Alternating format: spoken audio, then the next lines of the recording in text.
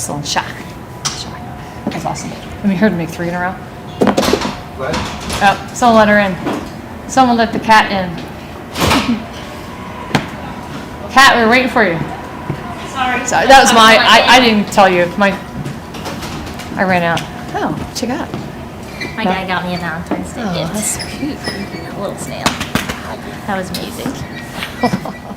Before we start, I saw the ESPN thing. I don't know why.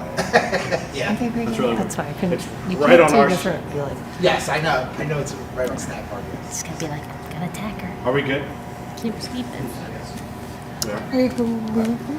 All right, we're joined by Kara McCormick and Coach Amy Mallon today. Drexel 59-58, 3 free throws at the end of OT to win against William and Mary. Today, Kara, 20 points, 2 assists in the effort, 6 for 12 from field goal range. We'll start with a statement from Coach and then questions for Kara. I'd have to say today's win, just a big home win for this team. I think it was important that we take care of business at home, which we've been able to do. And the way we did it today in overtime, just the grit and toughness down the line we showed and some execution at times. And obviously, Kara stepping up today just did such a tremendous job. I know we're talking about her offense, just she scored 20 points, but just what she does on the defensive end, from strategy-wise, she's so smart on the floor for us and really sets the tone for us defensively as well. And to go into overtime, and obviously we scored 59, they scored 58, lower scoring, but it's about defense. I think today our team stuck to that principle, and then to see her step up, and Deja made some big plays in the end for us too as well. Just really proud of this win today. And obviously Chloe Hodges to hit 3 foul shots with barely any time on the clock. That's what you hope and expect in some ways from a 5th year, but she did what she needed to do for this team to win today. Real quick, the 20 points for Kara ties the season high for her. Kara, what has been your favorite part about contributing to the women's team and kind of almost being like a secret weapon? I feel like you're someone on the floor that's a little bit underestimated, so when you come and drop 20 points, it's kind of like a shocker to the other team.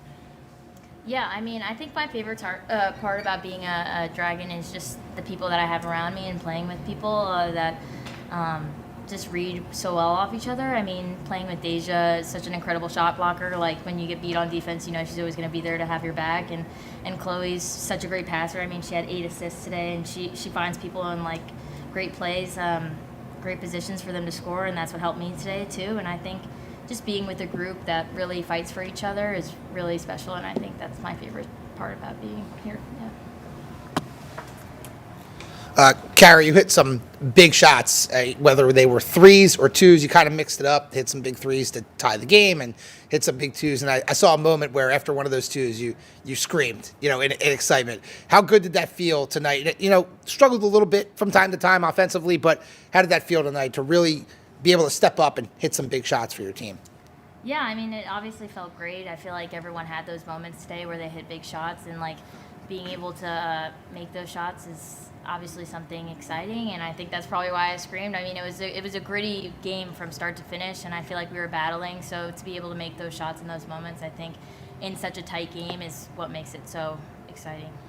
There's been a few of these really tight games at home and on the road here in the CAA. What has it been like, playing in the Coastal, your first year coming from the Patriot League, knowing that it's a battle every night against every team in this conference?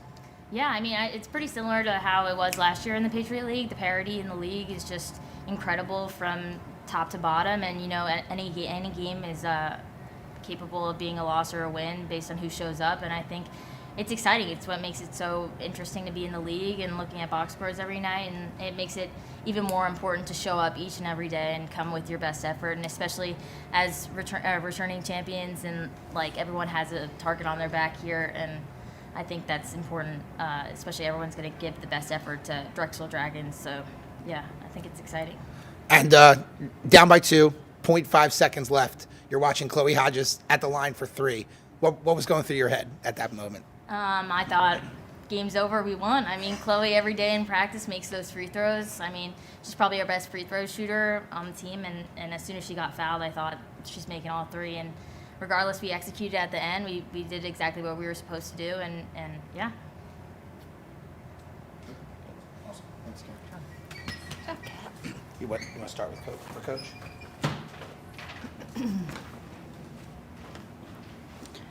So I would say there was a lot of miraculous moments during the game, a lot of fighting for ball possession, and taking advantage of a lot of missed opportunities like the turnovers.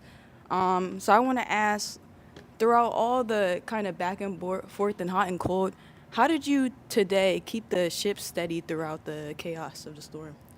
I think I feel like this is when you watch the way we play and you watch our games and through the years just being here for as long as I have, I sometimes think, oh my gosh, that was how do we win that game or how do we do this? And then this is kind of the way we win. Like I feel like what you're just talking about, it's those gritty plays, those 50-50 balls. It's staying calm and just sticking to what we do. And I feel like one thing I've known about the teams I've coached at Drexel, and especially this team, I think you can never count us out. I think no team feels really safe when they're playing us. If they could be up 8, we can cut the lead. We're always like right there. Even some of the games we've lost in conference early, they've been possession games. So I feel like for us, it's something that is kind of what we're about as a team.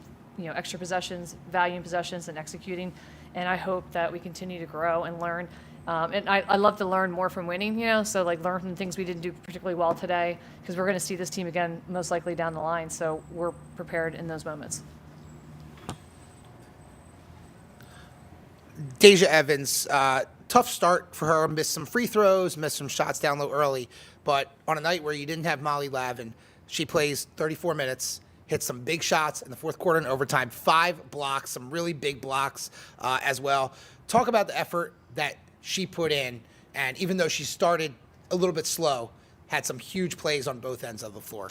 I think Deja, I think some people forget, she's only in her second year of college basketball, so she obviously, I feel very fortunate to have the opportunity to coach her. I see so many things, of course, as a coach that she's going to continue to grow and get better at, and I think some of that is even the minutes she's playing. Like she played more minutes than she's played probably all season. That's something we're working towards, getting her in those minutes and actually being productive in that time.